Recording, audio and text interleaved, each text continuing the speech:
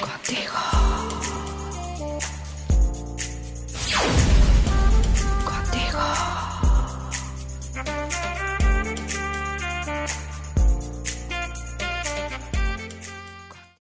Bueno, pues tras haber entrevistado al senador de Lanzarote y La Graciosa, don Manuel Fajardo Palarea, abogado y político de Lanzarote, nos vamos también en busca de un ex abogado y un hombre que participa muchísimo en los medios de información y que mantiene también, lógicamente, desde su parcela, pues una lucha social por intentar mejorar la vida de los canarios.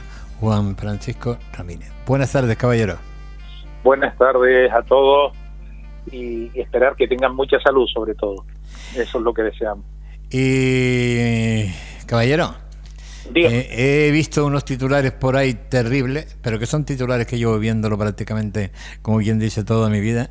Es decir, el 35% de los canarios, más de 700.000 personas, están pasando auténticas miserias, calamidades, están por debajo del umbral de la pobreza. ¿Qué me dice usted?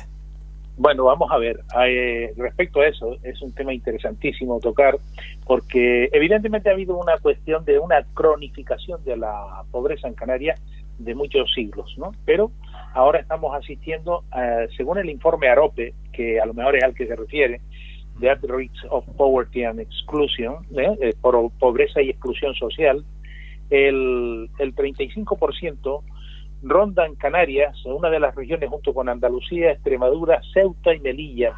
Es la peor de todas, Ceuta, según los datos. 773.053 personas, para ser exactos, según el informe que ha hecho AROPE. Bien, esto es una cantidad importante. Nosotros somos 2 millones. Claro, la gente... Yo me asombra muchísimo diciendo, acabo de oír a este senador, me parece estupendo lo que ha dicho, porque le he escuchado solo al final, al señor Fajardo, además me parece muy bien, muy sereno, muy ecuánime, pero la realidad de nuestra tierra es otra. Yo no sé, a veces pienso que muchos de nuestros políticos, no me refiero a él ya en exclusiva, en general, viven en la isla de San Borondón, que la vemos o no la vemos, pero que desde luego no viven la realidad del pie de calle de nuestros barrios, de nuestras ciudades. Por ejemplo, no solo la pobreza, hay otro informe aparte del de AROPE, que es el de UNICEF, que además se elaboró con la colaboración de la Universidad de Las Palmas de Gran Canaria y también con la de La Laguna. Ambas universidades participaron en la elaboración, creo de fecha 2017. Bueno, pues resulta que el 41,6% de la población infantil en Canarias, el nivel más alto de toda España, alrededor de unos 149.000 niños y adolescentes, según este informe, repito, 2 de cada 5 en España, 2 de cada 5, aquí en el caso concreto, en riesgo de pobreza o exclusión social. Este informe es del año 2017, dentro de lo que es la Agenda 2030 que hemos comentado hace no mucho, para eludir o erradicar, mejor dicho, toda la cuestión de la pobreza, cosa que difícil va a ser cuando se gastan miles de millones de dólares o dineros, digamos así, para enviar cohetes al espacio cuando el hambre y la miseria está aquí y no se quita. Todo ese dinero creo que primero habría que arreglar el hambre que hay en África y la falta de higiene, agua, etcétera, en esta tierra, antes de estar lanzando el dinero y tirándolo al espacio, que por otro lado generamos chatarra espacial, toneladas de chatarra espacial que circundan en la órbita alrededor del terrestre. Vale, esto es el hombre. Yo pienso que muchas veces no sé si hay inteligencia dónde está la inteligencia del ser humano, si en este planeta hay o no hay, o está en otra dirección. Lo que sí es claro que la pobreza es muy importante en Canarias, y más alarmante, si quieres, en esta situación de pandemia, con los ERTE, con los ERE, y que, oiga, Coalición Canaria ha gobernado bastantes años. Ellos han hecho muy poquito por erradicar todo esto y preocuparse. Yo no digo que no hayan hecho, creo que han hecho poco. Por otro lado, hablamos de pandemia. Bueno, ustedes han visto, pregunto a nuestros oyentes, e incluso a ti, en voz alta, una máquina, un camión, como en otros pueblos de España peninsular, con ozono desinfectando las calles. Yo no lo he visto. He preguntado a gente de esta isla, de la zona sur, he preguntado a gente de la isleta, he preguntado a gente cuando hemos hablado de Lanzarote, y he preguntado a mucha gente si ha visto esos camiones de ozono limpiando las calles, desinfectándolas. Yo personalmente ando en la calle, voy en la guagua, me muevo mucho, tanto aquí como en otras zonas de la capital de Gran Canaria, y me da pena de ver las calles de sucias. Los indigentes, ¿cuántos indigentes hay durmiendo entre contenedores de basura, haciendo sus necesidades fisiológicas en la plena calle, durmiendo en bancos, sentados con su mochila y con sus enseres, pertenencias personales, abandonados a su suerte, en lugar de haberse hecho una cosa que tendría que haberse hecho aquí, en todos los lugares, es unos centros de acogida para que tuvieran una vida digna, con un comedor, con 3 comidas al día, una habitacioncita con una taquilla donde poder dejar sus cosas con tranquilidad, un baño donde asearse, un tema donde ellos poder, digamos, recuperar su propia vida para incluso poder ir a buscar el trabajo, porque no es lo mismo que tú vayas limpio a buscar un trabajo a un supermercado, dígase por ejemplo, y que te recibirían de una forma totalmente diferente que si vas gediendo, como decimos en Canarias, ¿no? Entonces, vamos a ver, yo creo que estas cosas no son tan difíciles. Sin embargo, ahora, y voy a hacer una comparación, llegan todos los días, sí, y mañana también, y a la noche también, cientos de inmigrantes ilegales, y vienen y se les recoge, lo cual me parece muy bonito. No estoy habría que discutir todo esto. Me parece que esto es un plan que va a destruir nuestra propia economía, porque Canarias no tiene capacidad económica, ni España ni Europa siquiera. El continente africano tiene, solo el continente africano, alrededor de 1.300 millones de personas. Imagínate, toda esa hambre y pobreza, si es que es así, y vienen aquí, ¿cómo va Europa a afrontar eso? Ni España, ni menos Canarias. La situación es alarmante en tanto y cuando, pues ya hemos hablado qué es lo que pasa con nuestro vecino marroquí, ¿no? Entonces, claro, aquí no hay industria. El sector primario, acabas de citarlo, me parece interesantísimo. Sector primario, que lo hemos hablado y lo vamos a seguir debatiendo, ante una pandemia todavía siguen R hablando del turismo y de recuperar el turismo, cuando el turismo no va a volver durante algunos años, y menos con lo que está viendo y los mensajes de los medios de comunicación internacionales, tanto de los familiares como de medios de comunicación, que están transmitiendo las imágenes y están transmitiendo la información, por mucho que queramos de que aquí somos gente muy buena y que somos gente muy noble y que somos acogedores, que lo hemos sido y lo somos, pero esto no puede ser sine die, esto ya está desbordándose, y llegará un momento, es que esto es un barco como que está haciendo agua, y no tienes capacidad, ni las bombas de allí que funcionan, ni hay carpinteros o personas que sepan soldar para cerrar esas brechas, esos mamparos, y acotar esa cantidad de agua que está entrando. Entonces esto es como el Titanic, se terminará hoy hundiendo.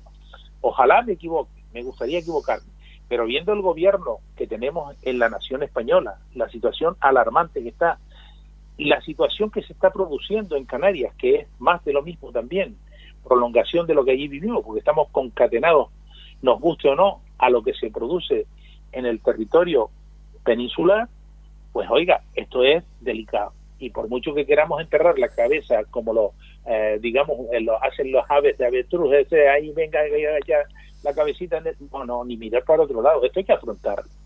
Es como también aquel que dice, bueno, dejamos estos apartados, no, vamos a dar una solución. ¿Por qué no le damos, o le hemos dado, si tan humanitarios somos, a nuestra gente que no duerma en la calle, ni esté entre contenedores, ni durmiendo en los cajeros bancarios? ¿Por qué no les damos a esos señores el mismo trato que se les está dando a los inmigrantes? Darle un alojamiento, busca una fórmula, pero no los deja a su intemperie. Yo voy, por ejemplo, por el puerto, por las canteras, que es un lugar céntrico, donde hay turismo, aunque sea poco, y gente que vive aquí de fuera. Vas hasta el final, a la Plaza Saudo Autorón, cerca de lo que es el Club Victoria, toda esa parte de por ahí, y te ves indigentes durmiendo en la calle tan tranquilos, hechos una porquería, y tú dices, que esta gente no les pasa nada.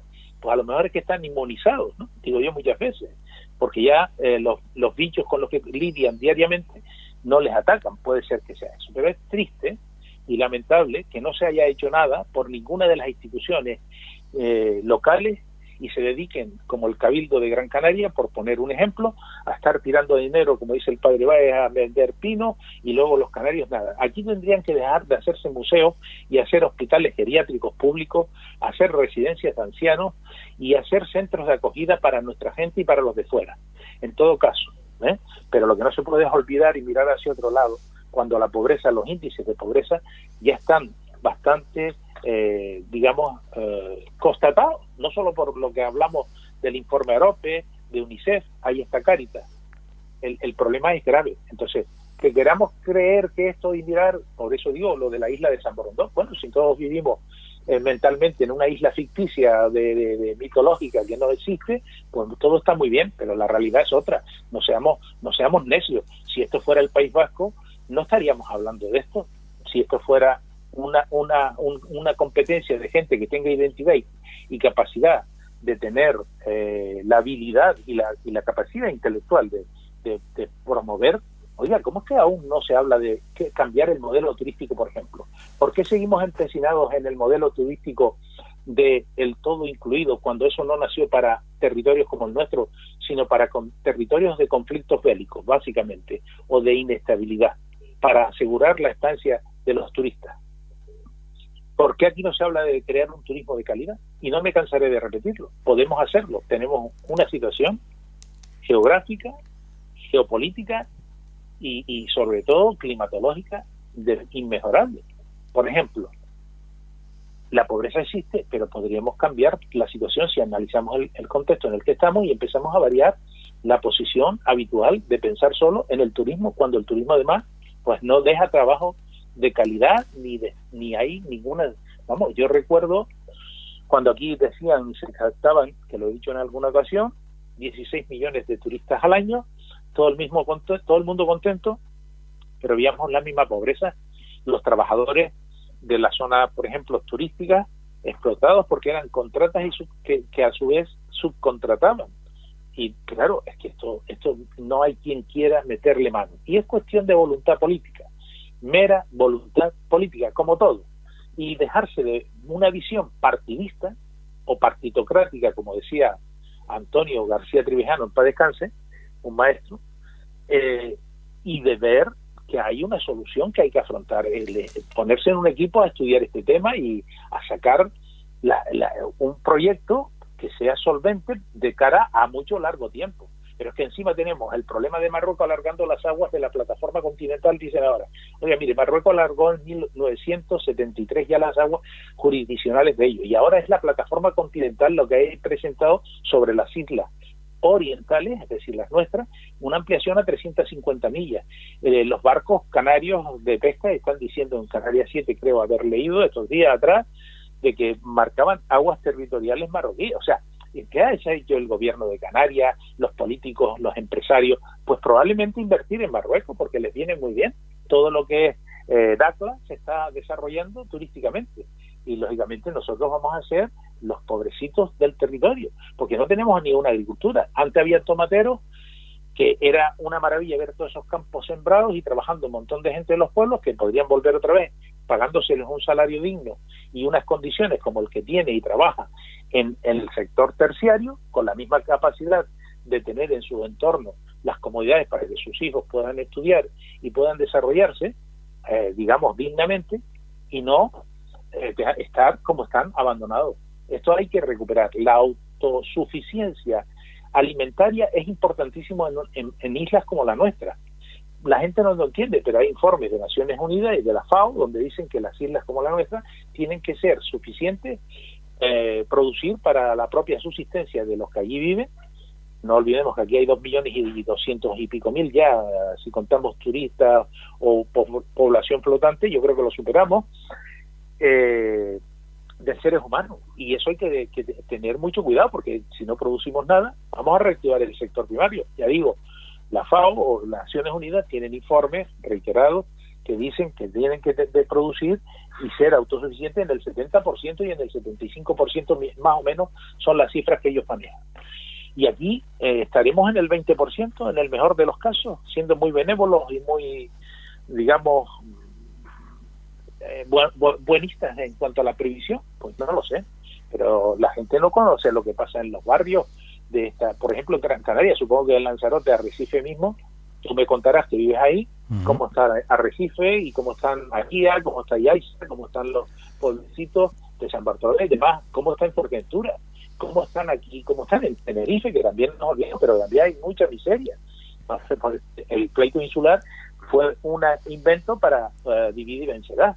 Fíjate qué curioso, que tengo un libro aquí de España, un Estado plurinacional, de Carles Gispert y José María Prat, que lo estoy volviendo a releer, y curiosamente hablamos de Canarias como España es un Estado plurinacional, muy bien, hablamos de Canarias, que dedica un capítulo muy poquito en la página 130, 131, y oye, todo esto, cuando la gente habla, mira, en Canarias, en 1823, se juzgó de forma sumaria en la Orotava bajo la acusación de separatismo a un diputado canario, Fernando Llorena, posiblemente influenciado por los acontecimientos que estaban sucediendo en América, ¿no? En la independencia de los territorios americanos.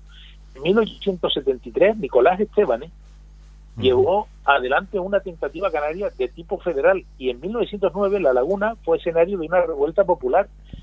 Es que la gente, hablamos el otro día lo de la fundación del Partido Nacionalista Canario en 1924 en Cuba, en La Habana, recogiendo todo el espíritu de Secundino Delgado, ¿no? Entonces, volvemos a lo mismo. Cuando me dicen que Canarias, que no tenemos representantes nuestros, tendríamos de gente que es globalista, gente que es cosmopolita, de gente que es de todo menos canarios, ¿no? Porque Canarios no es fútbol, ni es la Virgen del Pino, ni es la Virgen de la Candelaria. Canarios es algo mucho más profundo. Cuando he dicho esto en más de una ocasión, pues lo sigo repitiendo, porque es que cada día me doy cuenta de que efectivamente tenemos la ignorancia. Y no soy anti-español, vuelvo y repito, todo lo contrario.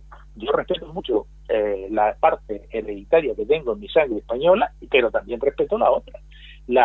Somos como una mezcla de razas o de culturas o de etnias, como quieran decirlo, porque varían los estudios, y como los progresistas de salón, que llamo yo, y los pseudo-intelectuales quieren desdibujar todas las palabras, e incluso han pretendido destruir el diccionario de la Real Academia Española de la Lengua, porque le viene bien al político que se sienta en el escaño y se cree el dueño de hacer lo que le viene en gana. Y bueno, aquí estamos. Ahora mismo estamos atacados por unas televisiones que poco dicen sobre la pobreza en Canarias, y hay muchas. Y yo creo que esto no es... La manera de mencionarlo no es ocultar la basura debajo de la alfombra, sino hay que airearla, la casa, abrir las ventanas, las puertas, y que entre aire y sol nuevo, que es cuando entra esto y se cura la gente. Por ejemplo, en cuanto a esto de la pandemia, vuelvo y te repito, mucho se habla, pero yo no he visto esos camiones con los de ozono desinfectando las calles como se ven en algunos lugares de otros puntos geográficos del país, ¿no? Y luego escuchamos a los mismos, digamos, de ideas fijas, alertando, asustando e imponiendo por la fuerza. ¡Qué antidemocrático! Y si hablamos de democracia, hablamos de la reforma del sistema del Poder Judicial. No existe separación de poderes, no ha existido, no existe, porque ni tú ni yo, es decir, los ciudadanos no votamos al Poder Judicial. Entonces eso de que 3/5 y no sé qué, viene a más de lo mismo. Todo es un problema que está unido uno a otro, porque España tiene una problemática enorme, concatenada de siglos, diría yo, no de ahora para acá, sino de siglos. Y entonces estamos poniendo todas las ruedas, no son redondas, sino que son hexagonales, con lo cual cuesta mucho tirar de este carro, y a veces hasta cuadradas, con lo cual cuesta más. Y me extraña que no hayan hablado con Pablo Boles, un gran virólogo francés argentino, ni con Tina Brandolino. No se habla con estas personas, pues solo se habla con los 4 que se hablan habitualmente, y se olvidan de que existen a nivel mundial un plantel de médicos, no, sino de investigadores científicos probados, como este que acabo de citar, Pablo Boles, que no entiendo porque aquí estas opiniones o estas teorías de estos señores, que además escribían libros, creo que es un investigador de premio Nobel, en fin, virólogos, patólogos, un montón de gente que podría hablar sobre estas cuestiones, y no esto. Además, no tenemos ni siquiera, lo han dicho el señor don Pedro Sánchez, presidente del gobierno, por imposición legal, este señor resulta que dice que había un equipo de ¿cómo era aquello? Un grupo de expertos, ¿no? O una comisión de expertos. Sí. Luego no existió. Y oye, por menos que esto se limite, no se destituye un gobierno cae en otro país democrático, solvente, por menos que lo que ha hecho este señor diciendo que había antes de esta pandemia una comisión o lo que fuera, porque ya no sé ni cómo decirlo, de expertos para analizar. Comité de expertos, sí. Comité científico de expertos del gobierno español. Es que, vale, pues presuntamente no existe ese comité, o no existió. A lo mejor ahora lo han hecho deprisa y corriendo, pero no existió. No se puede estar gobernando a golpes de decreto. Mira, esto me recuerda mucho lo que pasó entre 1900, salvando las diferentes de la pobreza, de los enfrentamientos, de la manipulación, de la información, de todos los temas, lo que ocurre entre 1931 hasta 1936, Dios quiera que me equivoque, pero esto no me está gustando nada. Ahora mismo Europa ha advertido a España de que no puede hacer lo que quiere hacer con el Poder Judicial. Es decir, es una interferencia del Poder Ejecutivo, quiere controlar el Ejecutivo, el Legislativo ya lo controla, por supuesto, pero es que ella quiere controlar al otro. Ahora también es culpa de los propios jueces que han tolerado todo esto y de los ciudadanos que nos piden una reforma de lo que es el Poder Judicial. Hasta que no lo elijamos nosotros, no existe ningún poder. Yo siempre lo dije. Digo, mira, son funcionarios de carrera y algunos eméritos catedráticos o selectos expertos jurídicos que están ahí, tanto en el Tribunal Constitucional, que queda muy entredicho después de la famosa sentencia de Rumasa, no sé si recuerdas aquello, sí. Fue totalmente anticonstitucional. Desde el punto de vista jurídico hablo, de análisis, de estudio. No me sacan todo lo que hay sobre el respecto. Es como el pues Juan Francisco, ya la verdad es que prácticamente nos está quedando nada más que 2 minutos, como digo, porque tenemos que entrar rápidamente en otra entrevista. Pues nada, te dejo ya con lo que hemos dicho, y la pobreza en Canarias es un cáncer y hay que atacarlo como se debe decir, no con paños calientes. Si hay que usar el bisturí con los médicos o las personas, digamos, adecuadas, expertas de verdad, para aportar soluciones reales. Es preocupante. Pues la verdad es que un día más deseo darte las gracias por tu intervención. Volveremos, lógicamente, a estar en contacto la próxima semana y agradecerte las palabras del día de hoy. Pues, caballero, la verdad que muchísimas gracias y buenas tardes. Gracias a ustedes, un feliz saludo a todos nuestros oyentes y bueno, mucho ánimo y salud. Hasta luego y buenas tardes. Hasta luego.